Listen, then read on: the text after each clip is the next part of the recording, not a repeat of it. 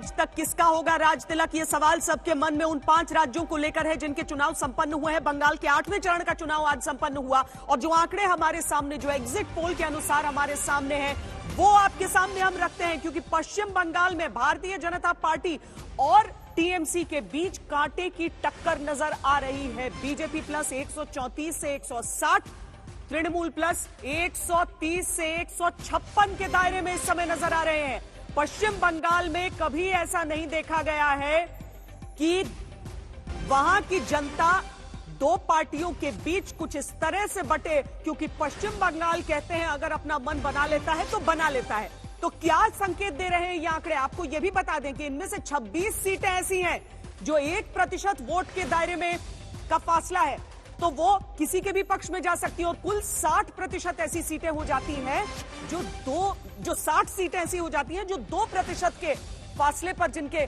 नतीजे अटके हो सकते हैं। बीजेपी और तृणमूल के बीच कुछ इस तरह के कांटे की टक्कर दिख रही है। और जो कांग्रेस पार्टी वहां पर पिछली बार नंबर 2 की पार्टी थी, जो लेफ्ट पार्टियां जो वहां पर 34 साल शासन कर चुकी हैं, उनका जो गठबंधन बना वो 0 से 2 के बीच में सिमट गया है। अन्य के पास 0 से 1 के दायरे में आपको सीट जाती दिख रही है। लेकिन जो सबसे बड़ी खबर यहां पर है वो ये कि बीजेपी प्लस और टीएमसी प्लस के बीच सीटों का जो बंटवारा इस समय आप देख रहे हैं, 134 से 160 बीजेपी, 130 से 156 तृणमूल। 43% जो वोट हैं वो बीजेपी के पास इस एग्जिट पोल के अनुसार जा रहे हैं। टीएमसी के पास 44% वोट जा रहे हैं। लेफ्ट प्लस जो है लेफ्ट और कांग्रेस, उसके पास 10% दिख रहे हैं। अन्य के पास 3%। यानी कि बंगाल की जनता ने इन दो पार्टियों के बीच अगर चुना है कि वो किसकी सरकार यहां पर बनाना चाहते हैं, तो अभी तो आंकड़ों में काफी असमंजस नजर आ रहा है।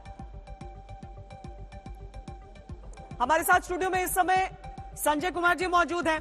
और ये जो आंकड़ा है संजय जी, आपका दिल क्या कह रहा है? क्योंकि बंगाल के लिए अगर हम ये कहते हैं कि यहां पर फैसला वो कर लेते हैं दो पार्टियों के बीच, वो तय कर लेते हैं कि हमें तो इसकी सरकार चाहिए, लेकिन ममता को सीधे तौर पर नकारा नहीं जा रहा है एग्जिट पोल के इन आंकड़ों के अनुसार। देखिए श्वेता जी, दिल से तो बात कर पाना बहुत मुश्किल है।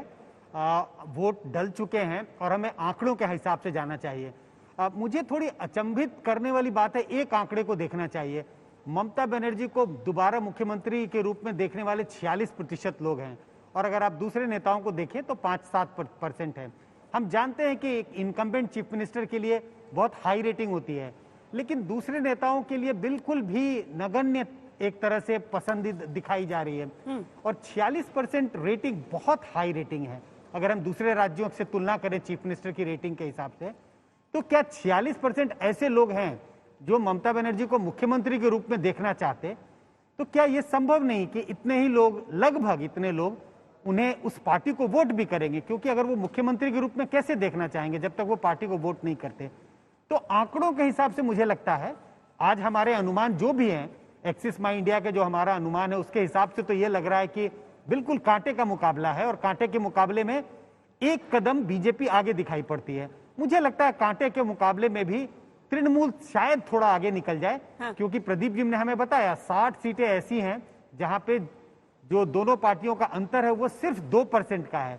और ये 60 सीटें एक तरफ, मैं तो ये नहीं कहता कि एक तरफा जा सकती हैं, लेकिन जब मैं ये कह रहा हूं उस कांटे के मुकाबले में तृणमूल थोड़ा आगे निकल सकती है।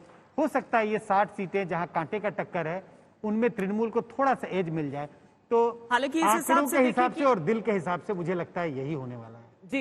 हालांकि अगर हम सिर्फ इन आंकड़ों को विशुद्ध ये समझ लें कि नतीजा ऐसा ही होगा और भारतीय जनता पार्टी इसके न्यूनतम पर भी अगर हमें दिखती है, तो एक बहुत बड़ी लड़ाई थी जो बीजेपी 3 विधायकों से लेकर आज जब प्रोजेक्शन सामने आया है, एग्जिट पोल के आंकड़े सामने आए हैं, तो 134 से 160 के दायरे में नजर आ रही है। हमारे साथ कैलाश विजयवर्गीय इस समय जुड़ रहे हैं। बहुत स्वागत है कैलाश जी आपका हमारे साथ जुड़ने के लिए। और एग्जिट पोल के इन आंकड़ों पर हम आपके साथ मिलकर जरा मंथन करना चाहेंगे, लेकिन पहले एक बार जल्दी से अपने दर्शकों को वो तमाम आंकड़े जरूर हम दिखा देते हैं एक बार फिर से, जो हमारे सामने आज शाम आए हैं। एग्जिट पोल के नतीजे वैसे तो 5 राज्यों के हमने आपको दिखाए हैं, जहां पर केरल में सरकार रिपीट होती हुई नजर आ रही है एलडीएफ की, जहां पर जो असम है वहां पर भारतीय जनता पार्टी रिपीट होती हुई नजर आ रही है, तृणमूल में डीएमके नजर आ रही है, लेकिन और पुडुचेरी में खासकर एनडीए। लेकिन यहां देखिए कि बंगाल पर सबकी निगाहें हैं। बंगाल में बीजेपी प्लस 134 से 160, और तृणमूल बहुत दूर नहीं है। हालांकि यह है कि उसका न्यूनतम का आंकड़ा बीजेपी से आपको 4 कम नजर आएगा और अधिकतम का भी 156 के दायरे में। कैलाश विजयवर्गीय जी, ये जो हम तस्वीर देख रहे हैं, जहां पर भारतीय जनता पार्टी चैलेंजर से लेकर मुमकिन चैंपियन तक पहुंची है, आपको ये आंकड़े सटीक लग रहे हैं या आपको लग रहा है कि कई लोग हैं जिन्होंने बोला नहीं है, अपने मन की बात बताई नहीं है? जी, आप तो बंगाल में रही हैं और आपने बंगाल में काफी भ्रमण भी किया। आपने देखा होगा कि यहाँ पर थोड़ा सा अन्य राज्यों की तुलना में राजनीति थोड़ी अलग प्रकार की है। यहाँ थोड़ा डर है, भय है, आतंक है। तो जो सत्ताधारी दल के साथ जो लोग रहते हैं वो मुखरता से बोलते हैं कि हम दीदी के साथ हैं, और जो विपक्ष में रहते हैं वो लोग बोल नहीं पाते हैं। अगर बोलते हैं तो आगे देखते हैं, पीछे देखते हैं, ऊपर देखते हैं, नीचे देखते हैं, और फिर उसके बाद बोलते हैं कि हाँ मैं मोदी जी के साथ हूँ। तो ये जो डर है, इससे हमारे सेफोलॉजिस्ट जो लोगों को भेजते हैं, मैं ऐसा नहीं कहता हूँ कि उनका अनुमान तो गलत है, पर बंगाल एक अलग प्रकार का राज्य है जहाँ थोड़ा सा भय की राजनीति है, डर की राजनीति है। इसलिए यहाँ साइलेंट वोट का मेरी काफी सेफोलॉजिस्ट से बात हुई है। उन्होंने बोला यहाँ पर साइलेंट वोट 18 से 25% है। अलग अलग लोगों ने मुझे बताया, किसी ने 20% बताया, किसी ने 25% बताया, किसी ने 18% बताया। ये साइलेंट वोट कहाँ है? ये साइलेंट वोट चुपचाप कमल छाप, ये चुपचाप कमल छाप वाला वोट सीधा भारतीय जनता पार्टी को है। और इसलिए मैं कह रहा हूँ कि जो अनुमान है, इससे कहीं ज्यादा भारतीय जनता पार्टी की सीट आएगी। तो कंफर्टेबल मेजोरिटी, ये बात सही है कि 200 तक नहीं पहुंच रहे हम, पर 200 के आसपास पहुंचेंगे, इससे कम कर नहीं जाएंगे। ये मैं बहुत जवाबदारी के साथ और बहुत गंभीरता से बात करूँ।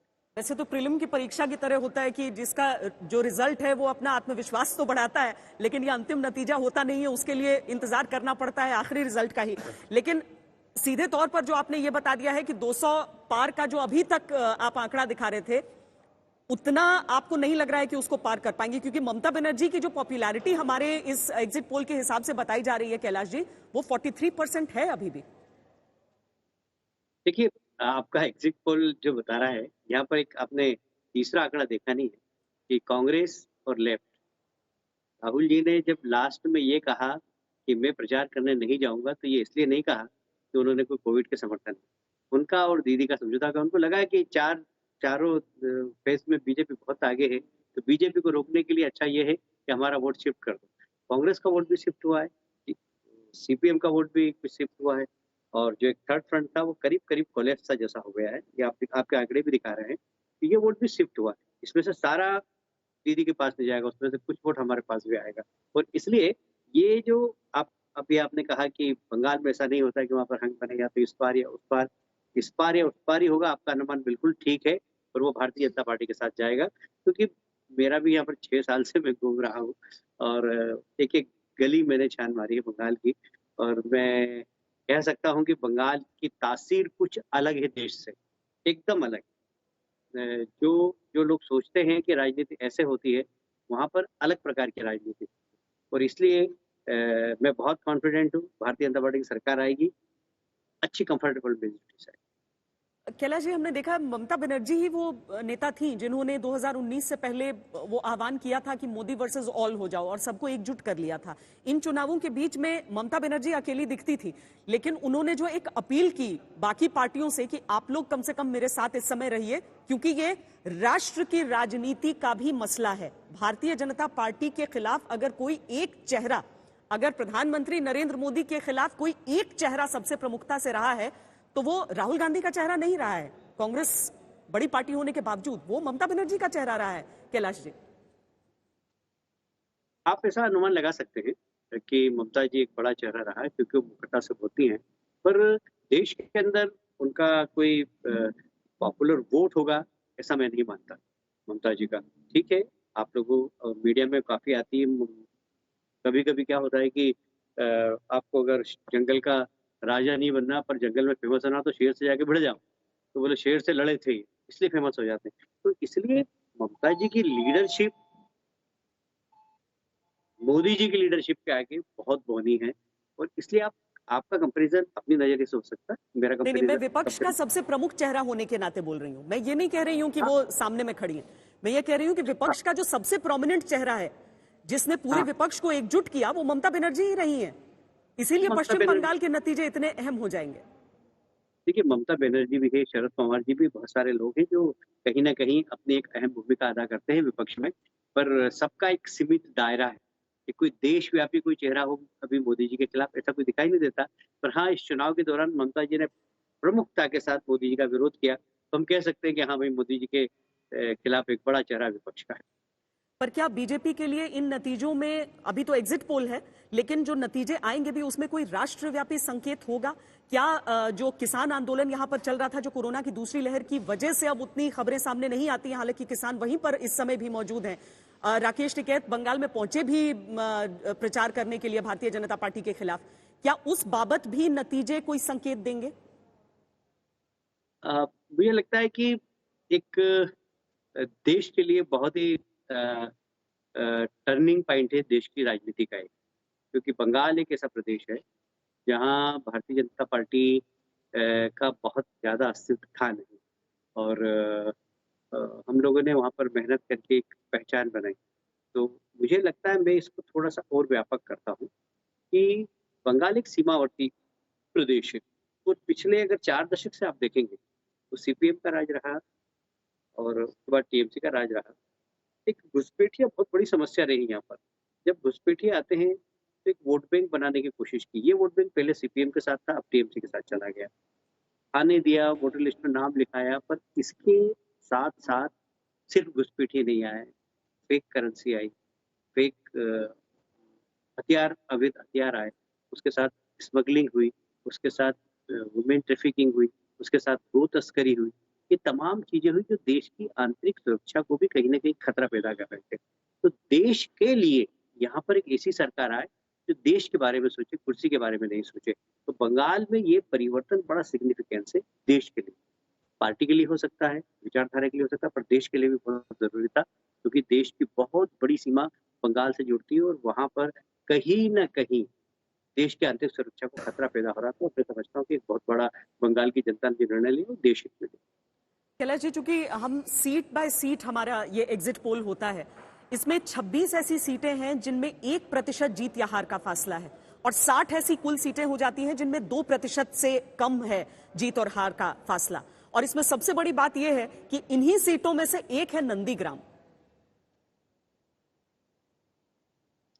नंदीग्राम में ममता जी हारेंगी। मैं आप तो बहुत बड़ी अच्छी एनालिटिकल हैं, एनालिसिस करती हैं। आप खाली मेरी बात पे ध्यान देकर इस पर आप खाली विचार करना, और बाद में फिर इसके बारे में आप एनालिसिस करना। इस चुनाव को आप 2 भागों में बांटिए, एक नंदीग्राम के चुनाव के पहले, एक नंदीग्राम के चुनाव के बाद। ममता जी के बयान, ममता जी के चेहरे के हाव-भाव, दोनों वीडियो देखना। नंदीग्राम के पहले का वाला वीडियो और उनका बयान देने का तरीका, नंदीग्राम के चुनाव के बाद का उनका वीडियो देखिएगा, उनका चेहरा और उनका बयान, आपको जमीन और आसमान का अंतर दिखेगा। ममता जी उसी दिन समझ गई कि नंदीग्राम गया। उसके बाद से फ्रस्ट्रेशन का दौर चालू, फ्रस्ट्रेशन का दौर चालू हुआ। उसके बाद उनके मुंह से अपशब्द निकलने लगे, प्रधानमंत्री के लिए, गृह मंत्री, और एक अलग प्रकार का फ्रस्ट्रेशन वाला चेहरा ममता जी का मुझे दिखा। आप भी इसके ऊपर एनालिसिस करना है, क्योंकि आप काफी एनालिसिस करती हैं, इसलिए मैंने आपको ये विषय दिया है। शीतल जी, जो कूच बिहार की घटना हुई, उसका प्रभाव आप देख रहे हैं क्या इन चुनावों में? क्या ममता बनर्जी जो केंद्र के खिलाफ एक पूरा नैरेटिव उन्होंने उठाया और उसके खिलाफ पूरी चीजें बोली, या फिर ये सिर्फ उसके बाद के जो चरण हैं, चूंकि उसका जो वोट प्रतिशत हमारे सामने दिख रहा है वो थोड़ा सा अलग इशारा कर रहा है, वहां पर भारतीय जनता पार्टी के लिए मुश्किलें ज्यादा खड़ी हुई हैं? क्या उस हिसाब से आप देख रहे हैं, या फिर समझ रहे हैं कि नहीं, ये तो शुरुआत से ही कोई दूसरा हिस्सा था? मैं आपको अगर 8 चरण के बारे में आप देखेंगे और उसका लोकसभा के परिणाम से अगर कंपेरिजन करेंगे आप, तो आप पाएंगे कि पहला चरण, दूसरा चरण हमारे पक्ष का था, तीसरे चरण में हमारे माइनस का था, चौथा चरण हमारे पक्ष का था, 5वें चरण, 6ठे चरण, 7वें चरण और 8वें चरण में हम बराबर हैं। तो बराबर मतलब थोड़ा सा एज है हमको, थोड़ा सा 7वें और 8वें में हम बराबर है, 6ठे में हम थोड़ा सा एज है हमको। तो ये लोकसभा का परिणाम है पूरा की पूरा, उसी के हिसाब से विधानसभा का परिणाम भी आता हमारी दृष्टि से, जो हमने एनालिसिस किया है, और इसलिए बहुत ज्यादा अंतर नहीं है। ये बात सही है कि जो एक प्रेसिडेंशियल एरिया है जहाँ पर हमें पिछली बार बिल्कुल भी समर्थन नहीं मिला था, वहाँ पर हमको बड़ा समर्थन मिल रहा है, क्योंकि वहीं से शुभेंदु हमारे साथ आए, वहीं से राजीव बनर्जी हमारे साथ आए और इसलिए लोकसभा की तुलना में हमारे पास सीटें ज़्यादा आएगी, क्योंकि एक बहुत बड़ा टीएमसी का वर्ग हमसे जुड़ा है और हमने भी अपना काम संगठनात्मक रूप से वहाँ पर बढ़ाया है। इसलिए हमारी बढ़त बहुत ही कंफर्टेबल है। मुझे 1% भी कहीं नहीं लगता कि हमारी सरकार नहीं बन रही है। सर मैं भले ही कुछ भी कहता हूँ कि नेक टू नेक है, बिल्कुल नेक टू नेक नहीं है। Bharatiya Janata party comfortable majority सरकार। तो मध्य प्रदेश से ही आप हैं। मध्य प्रदेश के मुख्यमंत्री जब प्रचार के लिए गए तो उन्होंने कहा था 2 मई दीदी गई। आपको लग रहा है कि वो नारा 2 मई को लगाया जाएगा? 100%। इसमें कोई दो मत ही नहीं। बहुत बहुत धन्यवाद हमसे बातचीत करने के लिए कैलाश विजयवर्गीय जी, बहुत धन्यवाद। तो अभी एग्जिट पोल के ये जो आंकड़े हमारे सामने हैं वो भारतीय जनता पार्टी के लिए खुशखबरी तो लेकर आए हैं, लेकिन पूरी की पूरी खुशखबरी इसलिए नहीं है क्योंकि तृणमूल अभी भी कांटे की टक्कर में सामने है। तृणमूल कांग्रेस, जिसे वहां पर अपनी तीसरी बार सरकार में लौटने की कोशिश करनी थी, 10 साल का शासन उनका हो चुका है। सामने भारतीय जनता पार्टी जो पिछले बार के 3 विधायकों के साथ मैदान में कूदी, लेकिन आज एग्जिट पोल के आंकड़ों के हिसाब से 134 से 160 के दायरे में नजर आ रही है। हमारे साथ संजय कुमार जी यहां पे स्टूडियो में है और साथ में शहनवाज हुसैन और मोनीजीत मंडल हमारे साथ जुड़ रहे हैं। मोनीजीत, ये आंकड़े आप खारिज करना चाहते हैं या आपको दिख रहा है कि इन आंकड़ों में दम है? क्योंकि एग्जिट पोल आमतौर पर अगर मंच के हिसाब से नहीं होता है तो गलत भी लगता है। देखिए, एग्जिट पोल का भी एग्जैक्ट पोल नहीं होते हैं। हम इसे पूरा मान भी नहीं सकते और इनकार भी नहीं कर सकते, लेकिन हम थोड़े बहुत तो सवाल तो कर सकते हैं। ये जो आपका जो चैनल का जो माई एक्सिस और इंडिया टुडे का जो एग्जिट पोल है, मेरे को आप ये समझा दो कि मुर्शिदाबाद और मालदा में जहाँ पर 34 सीट होते हैं वहाँ से कॉन्टेस्ट होता है। मुर्शिदाबाद में पूरा बाइपोलर कॉन्टेस्ट होता है टीएमसी और कांग्रेस के बीच में। कांग्रेस और लेफ्ट को आप कैसे शून्य कैसे दे दिया, 0 कैसे दे दिया, ये आपको बताइए। मुर्शिदाबाद डिस्ट्रिक्ट में जहां 22 सीटें हैं वहां हर जगह में बीजेपी ने ठीक से एजेंट भी नहीं दे सका। वहां 48% माइनॉरिटीज वोट है। वहां लगातार कंटेस्ट टीएमसी और कांग्रेस के बीच में। ऐसा तो नहीं हुआ कि वोट बढ़ गया वहां पर? पार्लियामेंट्री इलेक्शन में नहीं, ये हमको आपको समझे दे। ये हो सकता है कि अगर कांग्रेस का वोट पूरा बीजेपी में चला गया, ये अंडरहैंड डील हो सकते हैं, लेकिन आज तक इतिहास में कहीं पर भी नहीं हुआ कि मालदा और मुर्शिदाबाद में कांग्रेस ने जीता नहीं। पिछले पार्लियामेंट इलेक्शन में वहां से उनको सीट मिला था, 2 ही सीट मिला था, एक मालदा से एक मुर्शिदाबाद से। आप मेरे को ये समझ, हम लोगों का बात छोड़िए, ये पोल के बारे में ये सवाल तो खड़ा होते हैं ना, क्यों कांग्रेस क्यों 0 कांग्रेस को क्यों मिलता है और 0 से 2 क्यों मिलता है? इसीलिए हम ये सवाल खड़ा करना चाहते हैं कि आप ठीक से एग्जिट पोल किए हो तो खास करके ये दो जिला में ये हो ही नहीं सकता है कि कांग्रेस 10 या 12 से कम सीट पाए। अच्छा मनोजीत, मैं आपसे ही एक सवाल, हमारा और कांग्रेस मैं ये चीज मुझे ये बताइए कि आप तो वहीं पर रहते हैं ना, मुर्शिदाबाद को तो छोड़ दीजिए, बाकी जगह पर आपको कांग्रेस का झंडा कहीं पर भी नजर आया था? मुझे तो नजर नहीं आया था। मैं बंगाल के हर एक इलाके में। कोई दूसरी चीज मैं आपसे पूछ रही हूँ, ऐसा तो नहीं कि उस इलाके के, क्योंकि 22 सीटें वहां पर कांग्रेस लेफ्ट ने निकाली थी पिछली बार, मैं तो ये समझना चाहती हूँ कि ऐसा तो नहीं हुआ कि वहां पर उन लोगों ने सोचा कि ये कोई विकल्प ही नहीं है, या तो तृणमूल को दो, तो इसीलिए तृणमूल इस समय वहां पर आगे बढ़ती हुई नजर आ रही है।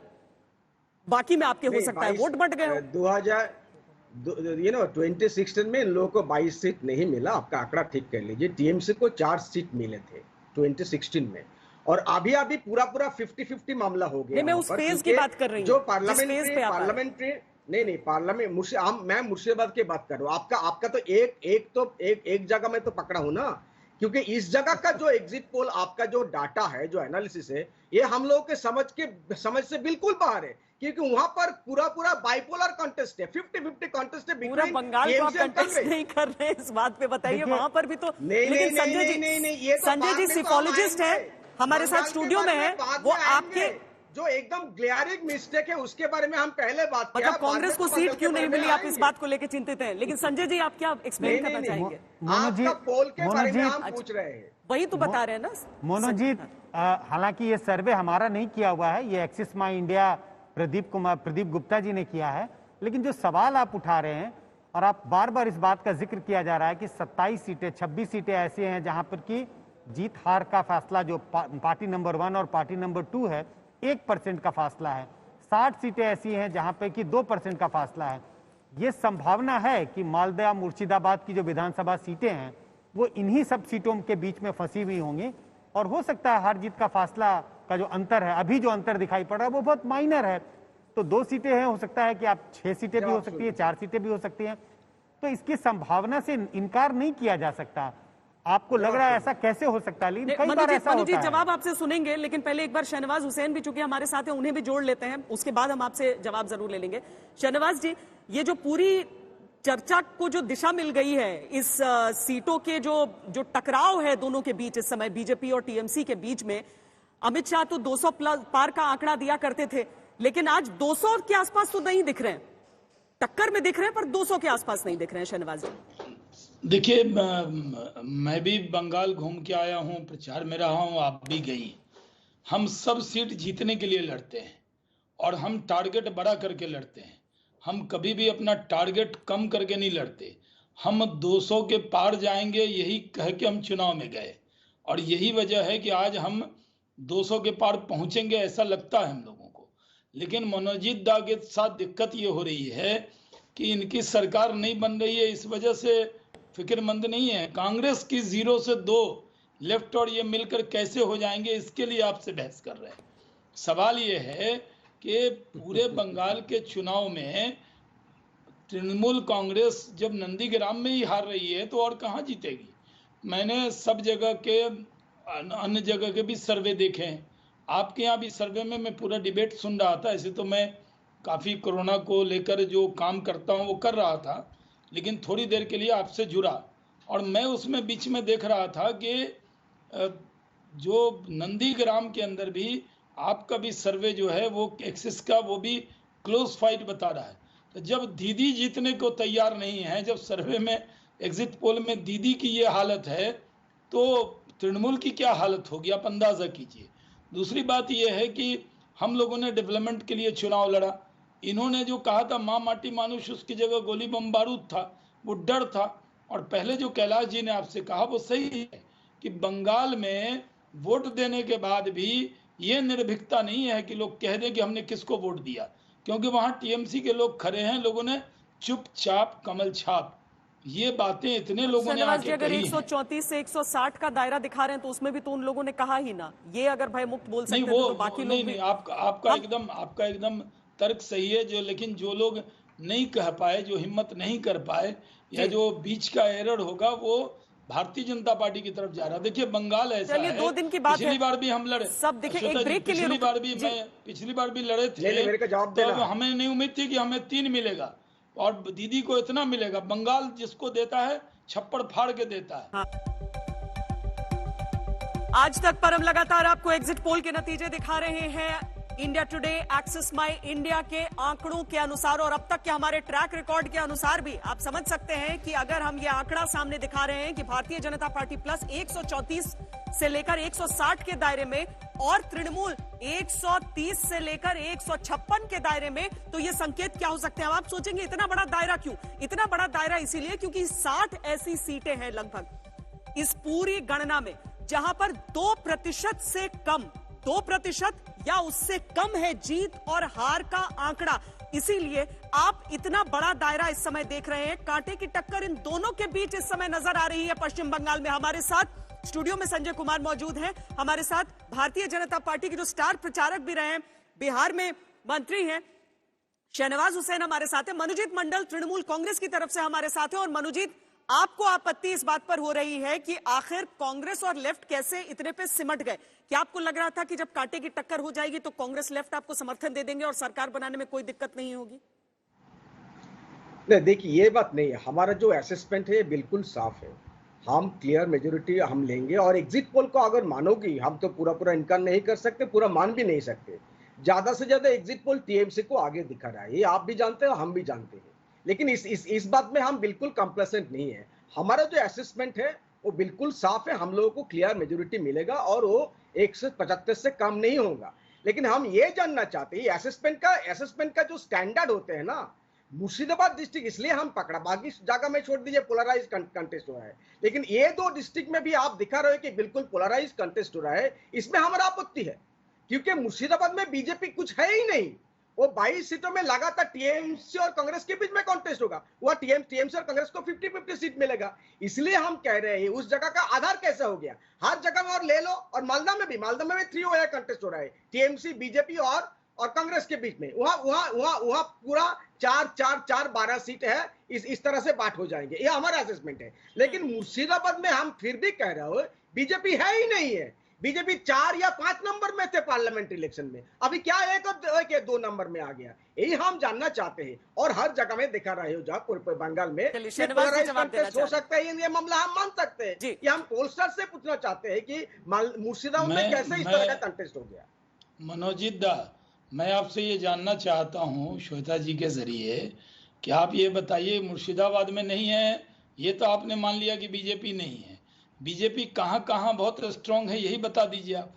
यानी आपने कहा मुर्शिदाबाद में है ही नहीं, आप तो ऐसे ही बोलते थे लोकसभा के चुनाव के बाद बोलते थे ये तो 3 एमएलए जीतने वाली पार्टी है, यही कहते थे। हमने 18 लोकसभा जीत ली, आधी कर दी आपकी, और यहाँ पर आप कह रहे हो कि वहाँ है ही नहीं। दादा, जनता पर भरोसा रखिए, आप अपने आकलन पर मत जाइए। आप तो एग्जिट पोल को नकार भी रहे हैं और मान भी रहे हैं। आप बिहार, आप ये देख लीजिए वहाँ की जो जनता है उसने मन बनाया परिवर्तन का। आप क्या हालत थी आपकी, टीएमसी क्या थी कम्युनिस्ट पार्टी के सामने। अगर भारतीय जनता पार्टी आज सांप्रदायिक नजर आ रही है, हम ही लोग साथ थे, दीदी के रेल मंत्री बनाया था वाजपेयी जी ने, बीजेपी ने उनको। और जब हम लोग उनके साथ खड़े थे नंदीग्राम और सिंगूर की सारी लड़ाई में, और जब नंदीग्राम में हम आपके सामने लड़े हैं तब आप कुछ नहीं है। आपको ये लगता है कि कम्युनिस्ट पार्टी के सामने आप क्या थे, लेकिन जब परिवर्तन आया तो आप 200 सीट जीत गए। हम लोग भी 200 से ऊपर जाएंगे, और ठीक 2 तारीख को दादा हम आप मिलेंगे, फिर आप कहिएगा कि हमें आकलन में गलती हो गई। हमें नहीं पता कितना रिस्पॉन्स था, कितना आपने वहाँ जनता से जो वादा किया तोड़ा, उसका कितना एहसास आपको नहीं है। अभी भी अब वोटिंग हो गया दादा, अब तो सच्चाई पे आइए ना। ये एक्सिस का पोल तो हरदम सही हुआ है, ज़्यादातर लोकसभा के चुनाव में इतना सटीक हुआ था। अगर ये कह रहे हैं कि कांग्रेस को 0 या 2, यानी लेफ्ट और कांग्रेस को मिला के 2 सीट भी नहीं आ सकती, ये दोनों मिलके जा रहे हैं, 0 पे आउट हो सकते हैं, तब आप कह रहे हैं कि नहीं हम मान नहीं सकते। तो आप अपनी पार्टी को डिफेंड कीजिए ना। आपकी पार्टी, यार राहुल गांधी जी से आपका कोई समझौता था क्या? सिल्लीगुड़ी की सभा के बाद आपने उनको वापस भेज दिया कि नहीं, सुन लीजिए, आप प्रचार मत कीजिए। क्या कारण है, इतना कांग्रेस को डिफेंड क्यों कर रहे हैं दादा? कांग्रेस के प्रवक्ता नहीं है इसलिए वो काम आपके जिम्मे है। नहीं, आप मेरा तो एक उद्देश्य है, आप क्यों कर रहे हैं, क्योंकि आपके साथ अधीर चौधरी जी का बहुत अच्छा संबंध है, इसलिए हम कह रहे हैं अगर ये हो सकता है कि आपके साथ अंडरहैंड डील हुआ है, अदरवाइज ये नहीं हो सकता है, क्योंकि ये जो 2 डिस्ट्रिक्ट है ये कांग्रेस का फोर्ट है, ये हम मानते हैं, इसीलिए हम कह रहे हैं आप ही के साथ डील हो। ऐसा ये चुनाव होने के बाद मान रहे हैं। आप अधीर रंजन चौधरी की बात कर रहे हैं, बीजेपी से डील। अधीर रंजन तो बोल रहे थे ममता बनर्जी आ जाए उनके पास, वो तो यहाँ तक बोल चुके हैं। तो देखिए तो आप वो मामला तो एग्जिट पोल में नहीं आ रहा है। तो इसका मतलब अधीर जी ने लड़ा है, क्योंकि वहां लोग कहते हैं वहां का वो एकदम राजाधीराज है, वहां का किंग है। तो अब क्या हो गया, उनको शून्य मिल रहा है। इसीलिए तो हम कह रहे हैं कि इस पोल में कुछ गलत है। लेकिन आप कहां पर नहीं हो, मैं फिर बताता हूँ, कलकत्ता के आसपास आप नहीं हो भाई साहब। कलकत्ता नहीं है कहाँ, वो बताइए ना। 75 सीट मैंने है ना, ये नहीं पूछा, आप तो बता रहे हैं ना। मैंने पूछा कि हम कहाँ पे हैं ये बताइए, और हम कहाँ पे हैं ये बताइए ना। लेकिन ये सब भी दिखा रहे हैं कलकत्ता के आसपास में, मैंने जो पूछा 75 सीट है ना, कि हम कहाँ ताकतवर हैं ये बता दीजिए। ये भी दिखा रहे, वो तो 2 तारीख को आपको पता चल जाएगा ना। आप बताइए ना, आप कह रहे हैं हम कमजोर हैं ये बता रहे हो, खत्म नहीं हुआ ना, हम खेला तो कहाँ मजबूत हैं ये बताइए ना। खेला खत्म हो गया जिस दिन दीदी कुर्सी पर बैठ गई, तो आप ठीक है, कुर्सी छिन गई। एग्जिट पोल को आप मानते हैं तब भी आप हार रहे हो। अगर नहीं, हम मानते हैं तो आप भी हम हार तो रहे हो। एग्जिट पोल में जो सीटें अभी आ रही हैं उन सीटों के अलावा जो 20% वोट है वो सीटें हैं वो हम जीत रहे हैं। बीजेपी आपको लग रहा है कि बहुत सारी जगह है जहां पर नहीं जीत सकती है, लेकिन अगर 3 से उनकी बढ़त हो रही है, हम 134 से 160 कह रहे हैं, आपकी पार्टी का क्या एक फिगर है कि बीजेपी कितने पे रुकेगी? बीजेपी 100 के आसपास पे रुक जाएगी, ये हम लोगों का असेसमेंट है। पर कोई पार्टी अगर 3 से 100 पहुंचती है तो वो भी तो एक बहुत क्योंकि बड़ा क्योंकि ये पोलराइज होगा, इसलिए कांग्रेस और लेफ्ट को आप पूछिए ना, ये कांग्रेस और लेफ्ट को पूछिए। आप देखिए वो बीजेपी को, अरे अब अगर वोट शेयर को भी आप देखोगे ना श्वेता जी, आप अगर इसको मानोगे 1 मिनट के लिए, हमारा वोट शेयर बढ़े हैं, अगर इसको मानोगे आप 43 से 44 हुआ, तो इसका मतलब क्या हो गया? कांग्रेस और लेफ्ट को पूछिए, उनका वोट सीधा सीधा बीजेपी में जा रहा है। हम क्या कर सकते हैं? हमारा वोट शेयर हम बढ़ा रहे हैं। अब देख लीजिए, अगर इसको मानोगे आप, पार्लियामेंट इलेक्शन से हमारा वोट बढ़े है, इसीलिए तो हम कह रहे हैं कि ये जो मामला है, ये जो असेसमेंट है, खास करके ये 2 डिस्ट्रिक्ट में, ये बिल्कुल रियलिटी से अलग है। ये सच्चाई कुछ और है। और अगर नहीं है तो कोई अंडरहैंड डील हुआ है कांग्रेस और बीजेपी के अंदर में, ये हो सकता है, और कुछ नहीं हो सकता। श्वेता जी, जी शहनवाज जी बोलिए। श्वेता जी, आप बहुत पुरानी एंकर हैं, मैं भी बहुत दिन से राजनीति में हूँ। मैं जब समाजवादी पार्टी टाइप का तर्क आने लगे ना, हमारा वोट प्रतिशत बढ़ा है, तो आप समझिए ये हार स्वीकार कर रहे हैं। मनोजीत दा खुले मन से बोलते हैं, ये प्रैक्टिस कर रहे हैं अभी से। कांग्रेस का वोट चला गया, अधीर रंजन चौधरी मिल गया, कम्युनिस्ट पार्टी से डील हो गया, ममता जी का वोट बढ़ गया, फिर भी कांग्रेस ने हरा दिया।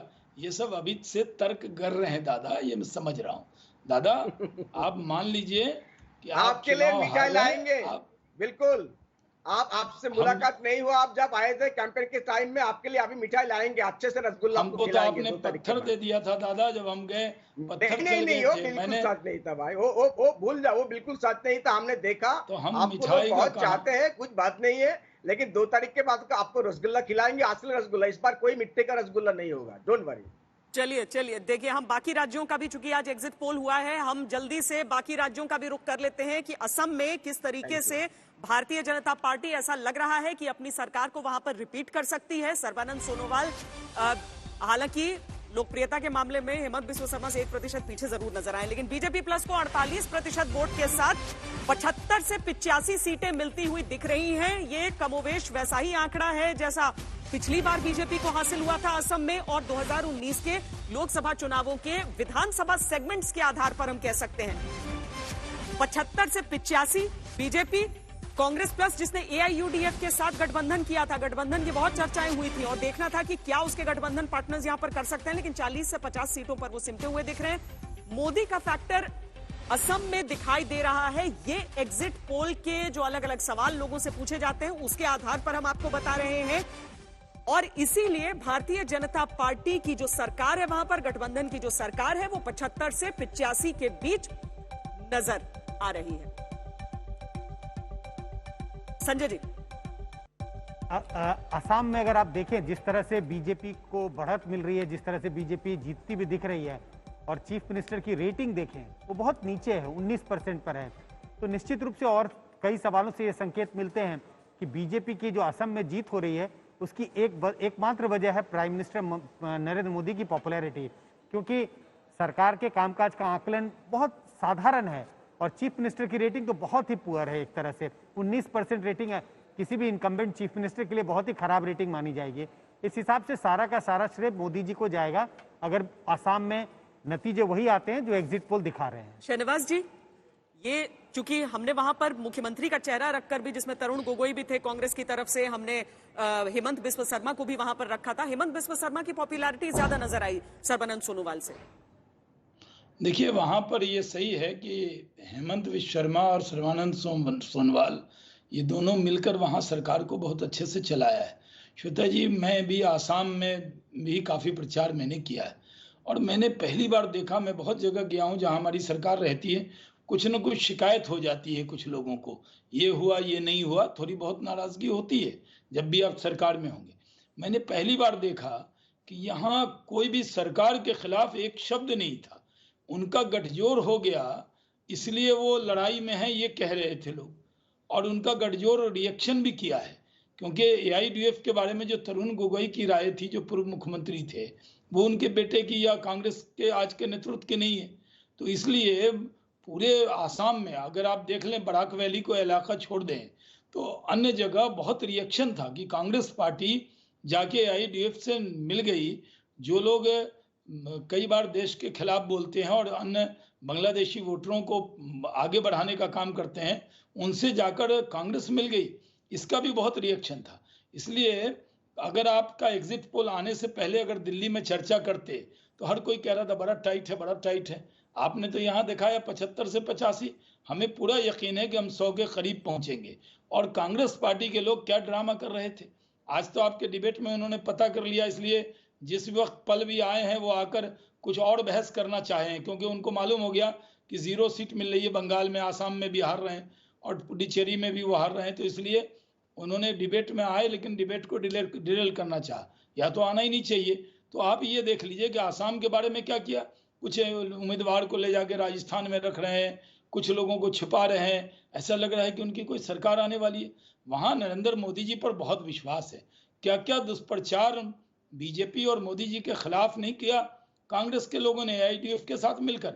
लेकिन वहां की आवाम को पता है कि अगर आसाम की सबसे ज्यादा आसाम को कोई प्यार करता है तो हमारे नेता नरेंद्र मोदी जी करते हैं।